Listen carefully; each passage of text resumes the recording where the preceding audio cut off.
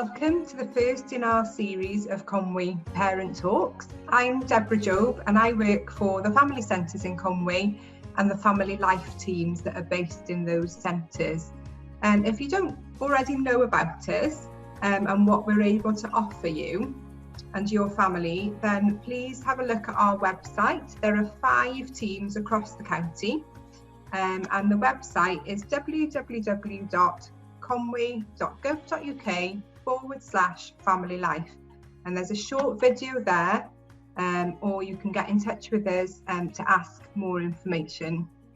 Now, we know that family life can be wonderful and it can also be quite challenging, so we're here to live it with you and to help in any way that we can. But because of the pandemic, we can't deliver the groups that we normally would in our family centres, and we're quite gutted about that. But we've decided to run groups and webinars on Zoom instead, and we hope that you find them useful. I'm really pleased to introduce to you our guest speaker for today's webinar, Kate Swindon, and Kate is an educational psychologist for Conwy. And the topic for today's Parent Talk is supporting your child's emotional well-being on their return to full-time school. We know that this is a time of really big change for our children, and we want to be able to support them the best way that we can as parents. So, but now I'm going to hand over to Kate, and she's going to go through some really interesting stuff with us and some practical tips as well. So first of all, Kate, do you want to tell us a little bit about yourself? Yeah, hello, I'm Kate Swindon and I'm an educational psychologist at Conwy. So I work in about a third of our schools in Conwy. I've been here for about 11 years, I think, already. So today we're going to be the kind of presentation that we've put together about supporting your child's emotional well-being on their return to school. It's similar to something that we've done actually with some of the teaching assistants, the emotional literacy support assistants particularly. So you may find that some of these strategies are being used with your children in school as well as, so it'll be helpful from that way so that you'll be able to know what they're doing really. But also the focus is really, I suppose, on some things that you could be doing between now and the return to school at this point. And I think we're thinking, aren't we, Deborah, of doing another session in September to look in a bit more depth about supporting your child's emotional, talking about their emotions and supporting them, going into a little bit more depth on that. But this is really, today's really specifically around this returning to school after lockdown. I'm hoping that what we're going to cover is talking about how everybody's experience is really different, talking about why it's so important that you're actually looking after yourselves in order to be able to look after your children, and just some ideas around that. We're going to touch into the 5 ways to wellbeing, which is something that's, again, that's happening in all of our Conwy schools. So you may have already heard about it, but we'd like you to think about 5 ways to wellbeing in relation to yourselves and also in relation to how you can be supporting your child to get ready for this big change that they're facing of going back to school. And then just some really practical tips, I think, about the sort of nitty-gritty of what do you do in that last week, what do you do on the day that they go back to school. So that's the plan. So sort of starting with, here we go. So we're starting with the message that even though we talk about all being in the same boat throughout the coronavirus, actually we're not all in the same boat. We're all weathering the same storm, but we're not in the same boat. We're all in very different shapes and sizes of boat. Some of us are struggling in a rubber dinghy, some of us are cruising on a yacht. You know, we've got very different circumstances and very different lockdown stories. This is the same for children as well. Obviously, all of their experiences are going to have been different, and that'll be true even for children within the same household. You know, just the fact of what age they are will will have had an effect upon how much they understand, how much they've understood about this whole experience. If you were in year 6, it's going to have a different impact on you to have missed all that school to if you were in year 3. If you were doing your exams, it's going to have had a different impact on you there, or not doing your exams as it actually is. So everyone's been in this storm in a different ways.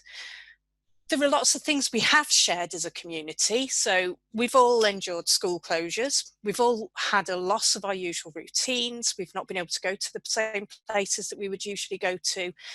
We've lost face-to-face contact with friends and families and other people. But lots of other things will have been different. You think about families have had a different financial situation. Some families will have had quite a change in their financial circumstances. Some will have had greater or lesser kind of digital proficiency, like ability to use things like this, ability to take advantage of Zoom and the other things that people have been using to stay in touch and keep up with schoolwork. And different amounts of space, different access to outdoor space, and different health problems, of course, during this health crisis. And like I said, adults and children will also have found it easier or harder to cope, just based on how resilient they're feeling and their understanding of the situation. So it's really important that we see our own, other people's, and our children's experiences individual, even within the same household. The second big message, I suppose, we wanted to talk about is you cannot pour from an empty cup. You have to look after yourself if you're going to look after others. It's really obvious, but I'm going to explain a little bit more about why this is so important. So there's a theory in psychology called emotional contagion, and it's really helpful to bear this theory in mind when your children are preparing for the return to school. Emotional contagion describes how certain emotions can spread through a group of people. So as a caregiver, you are more likely to be the carrier, the source of contagious emotions. So if you're feeling stressed and anxious, you are more likely, not always, but you're more likely to be passing that on to those that depend on you. As your children will generally look to you as a sort of source of guidance and support during difficult times. So if you think about the role that flight attendants and pilots play on an aeroplane in maintaining a sense of calm, if there's turbulence, and it's pretty common that people are going to look to the flight attendants to see what their reaction is like. And if you turn to the flight attendants and they're all starting to panic and sweating and whatever, then you're going to feel pretty nervous. If they look calm and relaxed, it generally creates a sense of calm amongst everyone else on the flight. So having said that, it can be really difficult to control intense emotions. But you can help mitigate the contagion effect on those who are around you. I'm going to talk about a couple of steps that you can do to help stop that spread. So for your own sense of calm, a really good strategy is to name your feelings. So when emotions are really high, it can be a really good exercise to take a step back and identify what you're feeling. So for example, if you're feeling particularly anxious, you might say, okay, I'm feeling really anxious right now. I know I won't feel like this way forever, and eventually this will pass. Believe it or not, that in itself goes a long way to calming your feelings of anxiety. And it can be really helpful because it enables you to be aware of the emotion that you're feeling. And it also helps you to put into perspective that the feeling, as uncomfortable as it might be, is only temporary. It is going to pass. This is a really easy way to help prevent emotional contagion. Another thing that you can do is that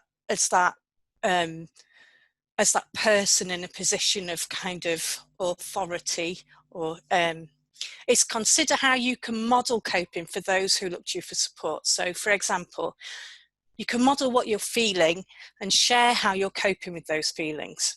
So I might say to my little boy, oh, I'm feeling a bit stressed right now because we're out of our normal routine. So I'm coping with that stress by, I'm going to make a list of everything we're going to do today. You're expressing the emotion, so you're labeling the emotion for the child and then sharing problem-solving strategies to deal with them. And so it's sort of a learning opportunity as well. That's a great way to model effective coping skills. I'd say as well, if your child is anxious, and you know, some children are going to be anxious about going back to school, resist the urge for overexcitement about the return to school. Be positive, but stay calm, because calm adults means calm children. So if we can be positive but stay calm and acknowledge their feelings of anxiety, you know, it's understandable that they're feeling anxious about going back to school. Allow them to feel anxious, but then be positive and do some problem solving with them. So for some children who might be in a really heightened state, if you come in with too much enthusiasm, they might just have to shut down because it will be too much for them to deal with. So yeah, the key words really are calm adults for calm children. And that's part of why you really need to be looking after yourself. And sort of leading on from that, remember, it is okay not to be okay. It is okay to be anxious. It is okay to be feeling nervous. It is okay to be feeling weird and out of kilter. It's a really difficult time for parents and children.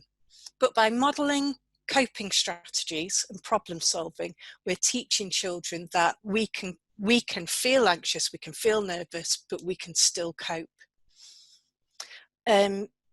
I was just going to mention now, we've got a range of resources actually that the Educational Psychology Service has developed around anxiety and managing worry, and some of what we're talking about today is in there, and we can forward those on, Deborah, if that would be helpful. If anybody wanted them sending out, we can forward those on for you to distribute. Yeah, that's absolutely fine. You can request them by getting in touch with the same email address that you used to book on to this, or we'll be sharing another email address for the education psychology team as well at the end of the webinar. Lovely. Okay, so yeah, something that's made this a really difficult time has been the uncertainty surrounding everything. The kind of loss of control that we've all had over decisions about our day-to-day lives. So we can end up spending a lot of time and energy getting angry or anxious about things that we've got no control over. A useful exercise at times of stress or when you're feeling overwhelmed is to think about what are the things I can control and what are the things I can't control. The idea being that we can focus on the things that we can control, the things that we can change, and we can try to let go of the things that we can't control, so that we're focusing our energy in an efficient way. So sometimes it can be a good idea to just write down what are all the things that are bothering me, and then sort of try to sort them out into those two categories. Because, of course, a certain level of stress can be a really good thing. A certain level of stress means that we can get things done and we bring about change. But sometimes it does become debilitating and we can get stuck. That's when an activity like this would be really useful. Just to mention, there's a nice book for primary age children called The Huge Bag of Worries. You've probably heard of it. And that's all about sorting your worries into different categories in order to deal with them. One of the categories I really like is the category of somebody else's problem, which is, you know, really useful to say, actually, this isn't my problem, this is someone else's problem, so I don't need to worry about that. But it's a really nice activity that you can do for yourselves, but also maybe for your children as well. Something else that's really nice, you may have a child who's already got one of these at school, because this is something that we talk about a lot in schools for children who are anxious or who have other difficulties regulating emotions, and it's called a calm box. So the idea behind this box is that you fill it with things that will make you feel better. When you're feeling upset or worried or scared, you can use this box as a way to help. It's really important to remember that each calm box is totally personal to you or to your child. And this is really important because it recognises that everybody responds differently to different things, and people need, what works as a calming activity for you may not work for your child or for someone else. So even the making of the box or the bag can be a calming, creative activity. And the more personalised, the better. So what goes in the box? The answer is anything goes in the box. Traditionally, I think sensory items. So you might try and find things that appeal to the different 5 senses. So things that you can see. It might be photos of families or friends. It might be a drawing or a link to a funny online video. Things that you can touch, like a stress ball or a lovely piece of material, soft material that you like, or some plasticine. Or you could see on the picture, I think we've got some of those fiddle toys as well. Something that appeals to the smell, so maybe a really nice scented candle that you like, or some perfume, or scratch and sniff stickers, or whatever. Something that you can listen to, like musical instrument or some music, or a clicker or something like that. And something you can taste, which is a little bit more challenging with healthy schools. And it's got to be something that won't go off while it's sat in the calm box. You know, it can't be like a pickle sandwich or anything. But, you know, at home, you might want to put some like popping candy in there, or just some, well, for mine, it would definitely be some chocolate. And to be honest, though, it doesn't have to be any of those. It can be absolutely anything. So it could be, again, on the picture, you could see there's some games in there. It could be a colouring book, a hairbrush, just for brushing your hair, anything that brings that distraction and sense of calm. Could be, you could have some letters from friends or family, or a notebook, or anything like that. What we've tended to do in schools is to have in the box a set of cards with different activities written on the cards. So the child then gets to go into the box, root through the cards, and pick the activity that they want to do. So it might be listen to a CD for 5 minutes. It might be do a deep breathing exercise. Or one that I really like, which works really well, which is a pizza massage. So you sit behind the person, you draw your pizza on their back, and then they say what type of topping they'd like on their pizza. So whatever topping they say, you then tap that onto their back. So I'm doing sweet corn. I don't know, just doing sweet corn. Or they might say pepperoni. And then, yes, thank you. And then you might do, so that's little circles. And so they've got a little bit, it's fun, isn't it? And they've also got a little bit of control over how much touch, what the touch is like that they're getting. And it's all on their back, so it's all nice and safe and everything. So, you know, you can just use your imagination with that. But that's a lovely idea. And you could be sitting alongside your child making a calm box for yourself and a calm box for them. And again, looking at the differences between what you might find works for you. One of the things that you might have in there might be a card that describes a breathing technique. So again, these, for example, the one that I've got up here is the square breathing. but it could be any. If you Google breathing exercises, there's a whole plethora of different things you can do. But the square breathing is really simple to remember. It's like inhale for 4 seconds, because there's 4 sides, hold for 4 seconds, exhale for 4 seconds, hold for 4 seconds. So, and it's kind of nice and visual as well.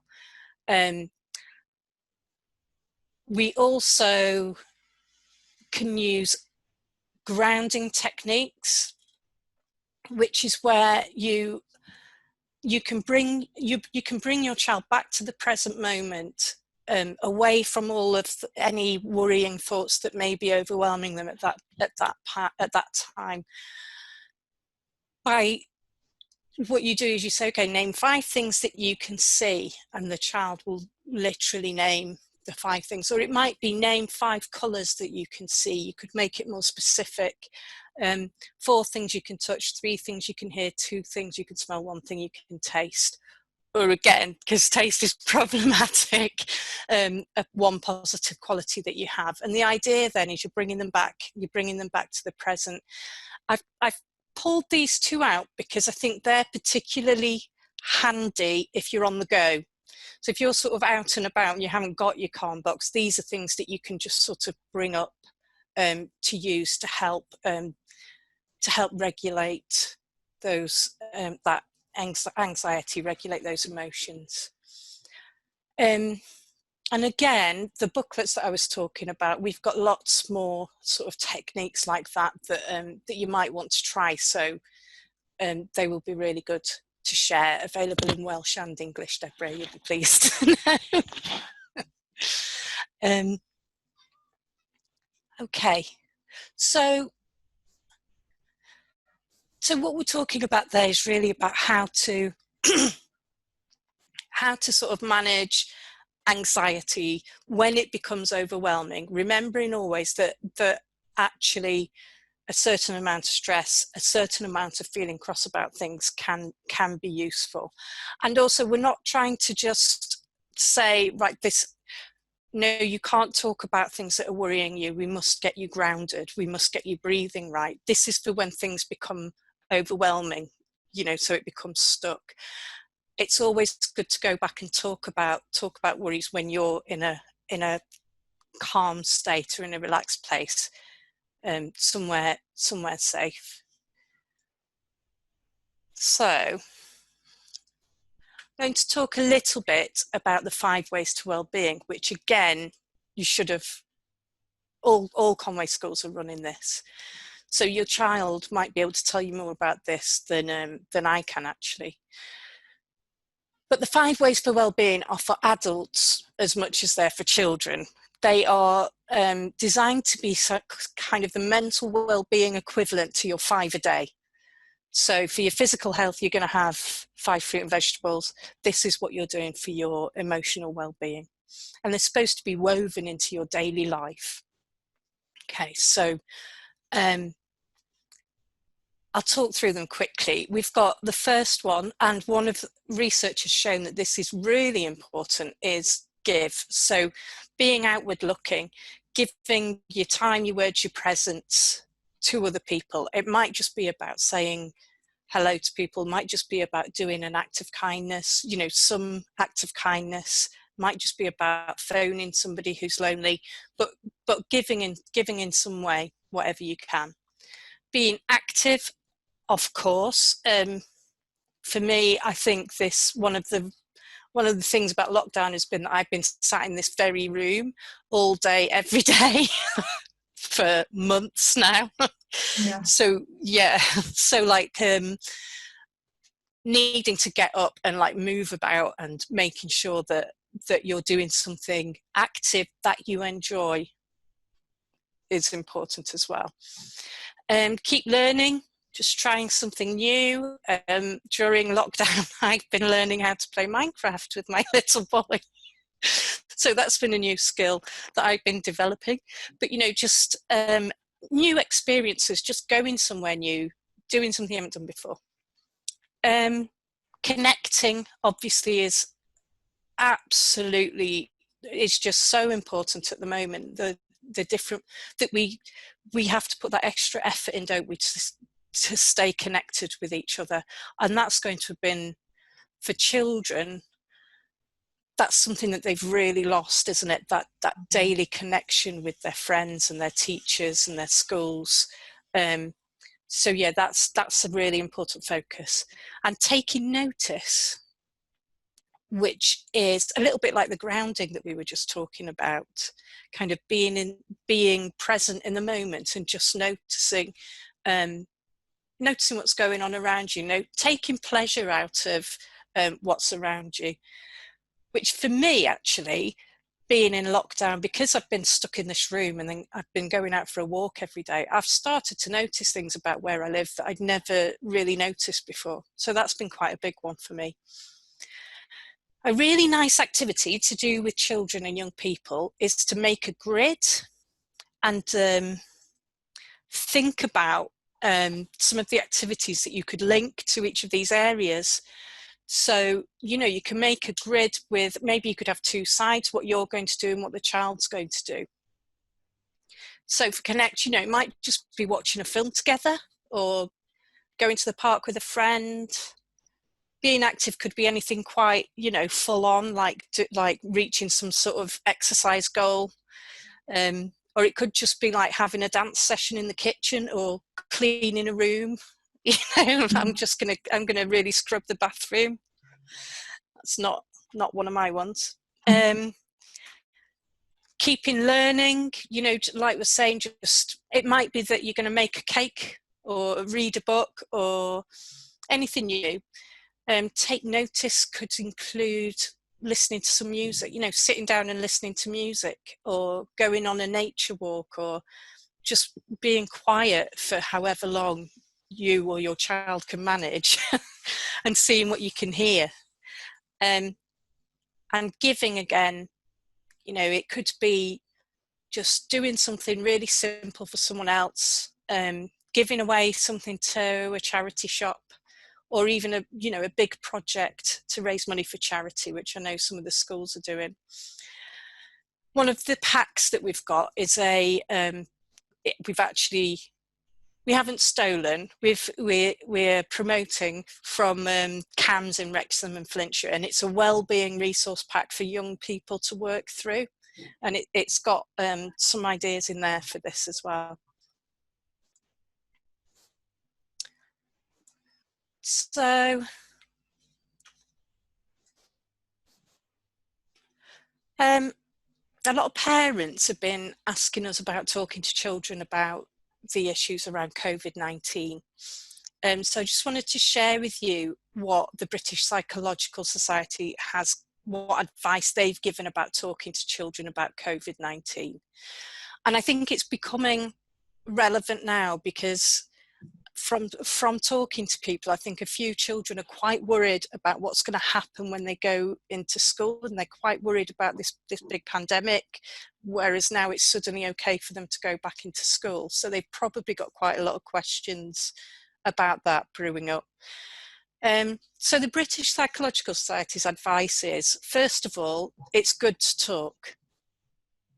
So children know that there's been a pandemic, they know that things have been different, and when they go to school, if not already, they will be talking about it with their friends. And when they talk about it with their friends, it's possible that there might be quite a lot of imagination going on, and there might be quite a lot of misinformation being spread between the children.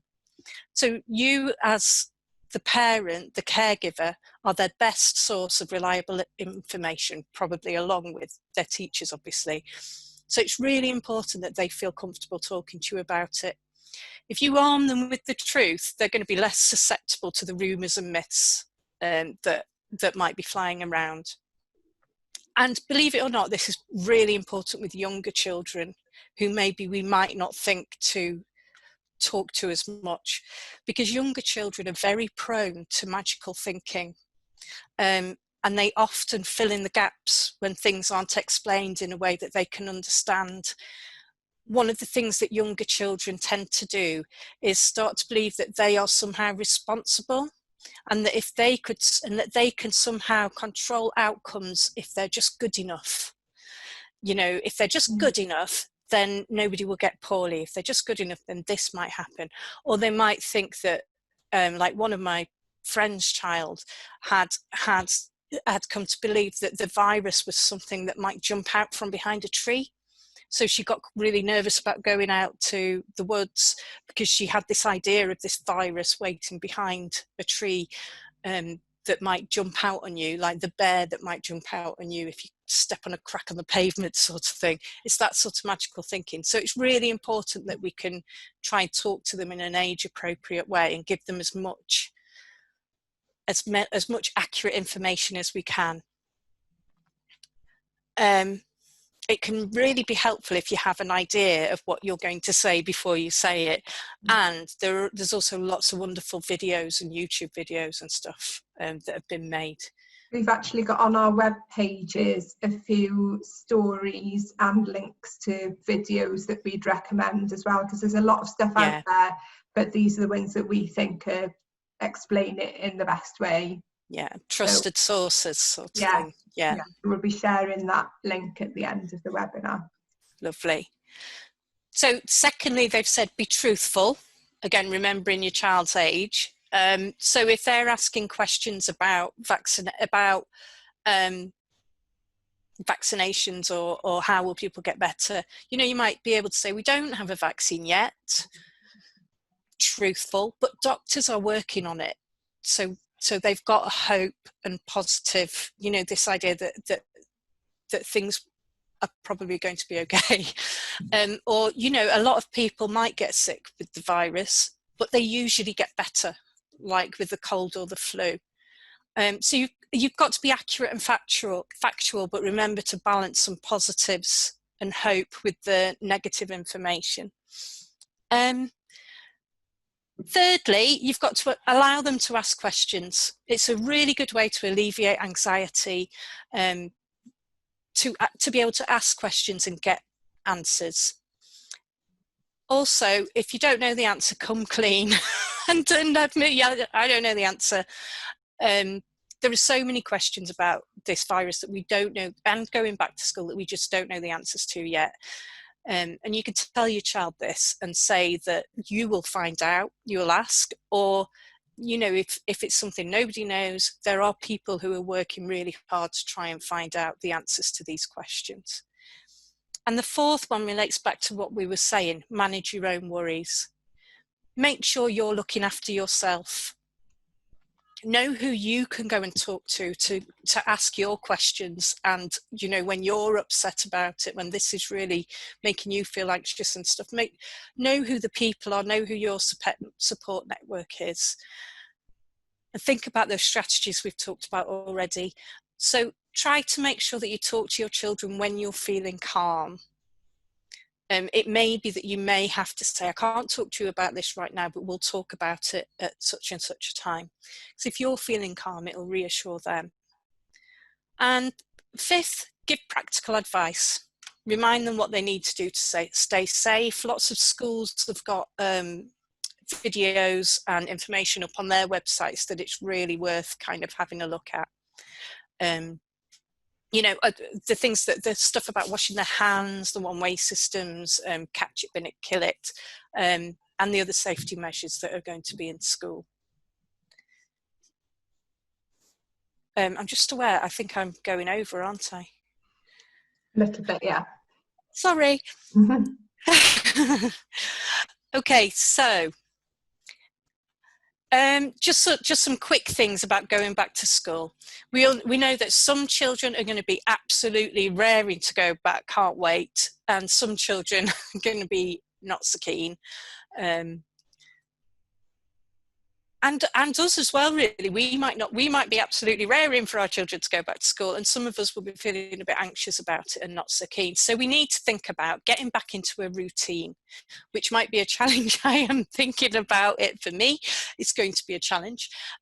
So we need to before school starts, we need to be thinking about what is a good bedtime routine, maybe using some of those physical visual cues, getting the school uniform ready, letting them choose a bag, etc. And maybe doing a little bit of reading with them as well, even if it's only 5 minutes. Make sure you know what the arrangements are for your school so that you can talk about it with the children in preparation. You know, explaining in that calm way as well, things are going to be different. Think about what are they looking forward to, and is there anything they're uncertain or worried about. Calm adults, calm children being the key, and really using those school websites, those resources from school to help support that. A lot of people have been worrying about the learning that children have missed. So there's been some research in, I'm going to say New Zealand, where children missed 6 months of school because of an earthquake. And what they found in the long-term study was that it didn't actually have a significant effect on outcomes, that they'd missed that 6 months of school. It was fine. They caught up. That's going to be the same here. The schools are on it. You know, it's not going to be that the children have missed out on 4 months of 3 months of school. The schools are going to be using that first period of time to make sure that everybody's up to speed, everyone's in the same place. But the Welsh Government have said for everybody, staff and pupils, the main concern is well-being upon going back to school. So that will be the focus. That's actually one of the questions in the chat, Kate, is I'm worried that my child will have fallen behind, and what can I do to prepare? I mean, I would really say, unless your child is super keen to be doing some work at this time, I wouldn't be pushing that side of things if it makes life difficult, because it's a difficult enough time as it is. The focus will be on well-being, and just be reassured that they will catch up. If it's not going to be a problem, then just start doing, 5 minutes of reading, just to sort of get them in the mood. I think the routine is more important. The getting up, getting dressed, going to bed at a reasonable time will give them will stand them in best stead for getting back. Well-being over education at the moment, I think. One thing that Nerys said earlier, Nerys did the Welsh language version of this, was just, if you do anything at all, maybe do just a little bit of reading, even if it's just 5 minutes a day, and where you share it between you, maybe do a page each or a sentence each, but that just something low pressure like that could make all the difference. Yeah, and low pressure, like not something that's going to cause conflict. A low pressure activity, even if it's you reading to them. And just be prepared. When school starts, they're probably going to be exhausted. It's a big change. It's going to be tiring for them. Things are going to be weird. So be prepared for some fallout from that. Maybe when they get home, you might get a more grumpy child, emotional child. But this is just change. It's the psychology of change. It happens. And then it passes as the children adapt to their new normal at school. So just be calm and understand that this will pass. Boundaries are important. Boundaries are important to keep your boundaries regarding behaviour, because boundaries for children make them feel secure and know that the adult is in control. So it does actually make them feel more secure and routine. Just to mention at that point as well, that we've got quite a few little short bite-sized parenting videos on our web pages that have been developed during this period, that talk about things like empathy, boundaries, rewards, your basic parenting things, but talking about them in the context of the pandemic, really. So if you're interested in that, and if you want any parenting advice and help, then our teams are there for that as well. Lovely. I think that's my talk today, I think. like I said, next time we were hoping to talk about talking to your child about their feelings, building resilience, and maybe talking about loss as well. But it'd be great to hear any feedback about what, if any, of those people would like to hear. Yeah, brilliant. Yeah, I was going to say that the next one is the beginning of September. So if you've got anything in particular you want Kate to address in the one in September, please do let us know. You can put it in the chat here, or you can send us an email. And for those of you who are watching the recording, then you're welcome to get in touch as well. I just want to say thank you so much, Kate. It's been really, really useful and really interesting. And if any of our watchers want any more information or advice, then remember that we're here for you in terms of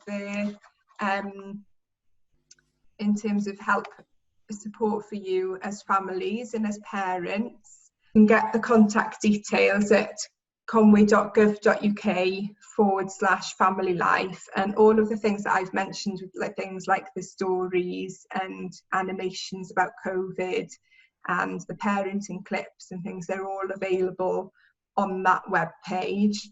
There is a follow-up session, as I said, on the 2nd of September at 6:30, or there'll be a recording available on our website as well.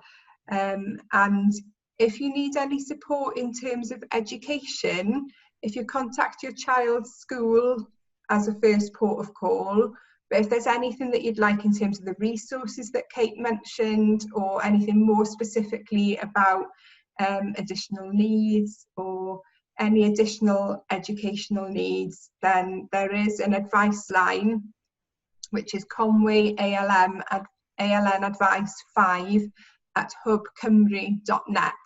And there's a group of us from different teams that are part of that advice line, and we will look at what's needed and work out between us which team is best placed to support your needs. So please feel free to get in touch with that email address as well if you need anything. So thank you ever so much, Kate. It's been really, really interesting. And thank everybody else too for joining us or for watching the recording. And please do get in touch if you would like any more information.